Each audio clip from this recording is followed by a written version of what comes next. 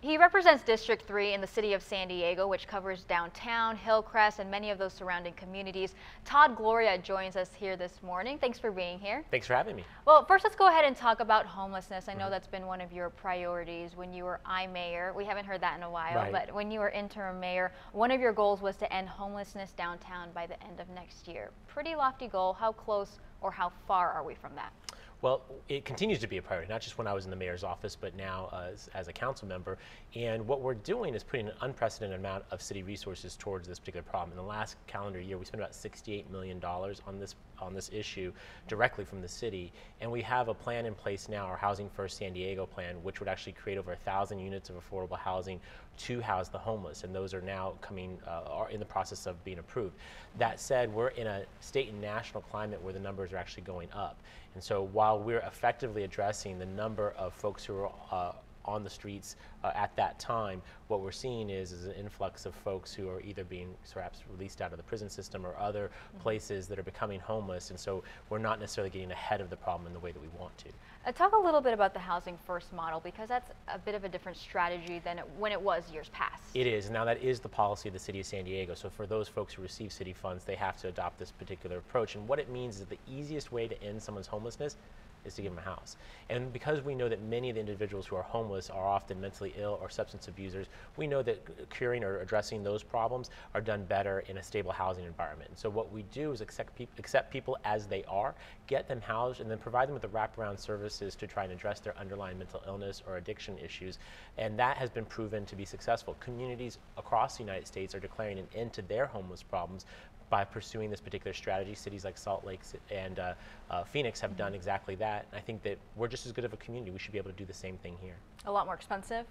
No, actually, it's a savings to taxpayers. I think any of your viewers know that our homeless folks are pretty expensive. They rely on 911 for transportation, our emergency rooms for health care, and interact often with law enforcement. All of those come at a cost to taxpayers. And when you add up all of those costs, it's actually cheaper to give them the housing. And so these are strategies we're actually pursuing now with the state of California and the federal government, knowing that we spend a large amount of money on medical care. What if we took some of those dollars, put it toward housing, and actually reduce the healthcare costs that the taxpayer picks up? This is something that we're just actively discussing, and hopefully that'll be a new revenue source for affordable housing for the homeless. Okay, let's go ahead and switch over to water, the proposed increases. There's a public meeting coming up in November, and you had concerns about that meeting. Well, I do. You know, people don't always understand that these things are not a done deal, and that actually under California law, that ratepayers, you and I, have the opportunity to what's called protest or oppose these rate increases. My concern was that these public notices are going to be sent to every ratepayer in the city of San Diego look like junk mail. Look like the kind of thing that you'd just probably toss in the garbage, not understanding that that was your legal opportunity to weigh in. And so those notices will start appearing in San Diegans' mailboxes very, very soon. These are serious documents, and if people are opposed to a 17% increase in 1 year, what could amount to almost a 40% increase over the next number of years, then they should probably oppose it, and they need to do that in writing using the protest that will come in the mail shortly. And so here's the thing, because a lot of people, contact us, say they can scream and yell, but no matter what, their rates are going to go up anyway. Is that true?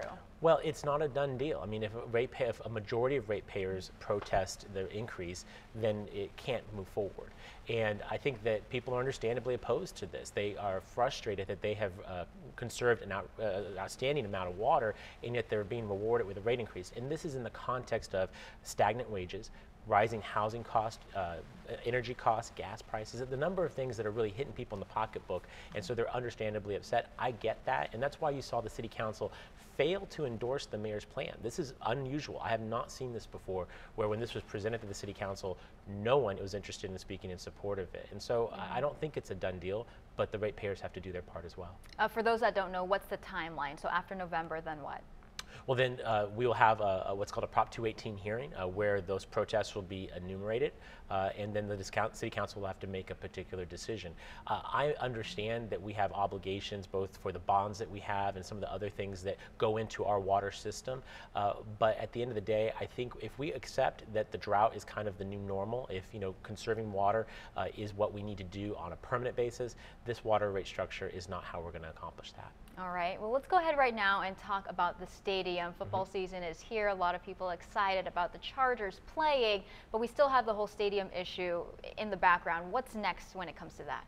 Well, we don't know. You know, I think everyone was told that we had this urgent deadline earlier this month that we had to make, otherwise the team, you know, might go to LA. That deadline came and passed, and nothing really happened. And I point that out because in the pressure that was that deadline, the mayor was able to convince a majority of the city council to spend over $2 million in taxpayer money on an EIR, saying that that was needed to keep the team here. Now no one's talking much about that. So what's next? You know, the team's owners will get together, NFL owners will get together sometime in the new year. Presumably they'll have some sort of discussion about what to do. But, you know, I would just encourage viewers to sort of keep their powder dry. You know, that don't allow these deadlines and this external pressure to force us into making bad decisions or concluding a bad deal. We are already in a bad deal that's costing taxpayers millions of dollars. We don't need to repeat that. And let's go ahead and talk about you. You're running for Assembly, the seat currently held by Toni Atkins. Yeah. There's a shakeup there because Toni Atkins now apparently running for the seat held by State Senator Marty Block. What are your comments, opinions about that? Well, I strongly support Toni Atkins for State Senate, and I do that as someone who has watched her career over the last number of decades, and I think that it's remarkable that in the entire state's history, only one San Diegan has ever risen to be the Speaker of the State Assembly, and that's Toni Atkins. And I think that that's really a testament to her qualities as a leader and as someone who's been able to deliver for San Diego. Nothing to take away from Senator Block, he is a good man, but I think what San Diegans who need to have a strong voice in the State Senate need to know is that Toni Atkins has been a strong voice in the Assembly, and I think that experience is important. So I'm supporting Speaker Atkins, and I think that others should too. All right, well, thank you so much. I appreciate you being here this morning, Todd Gloria. Thanks, we'll be Melissa. back next week with San Diego's newsmakers and the critical issues that matter to you. I'm Melissa Mecija, 10 News.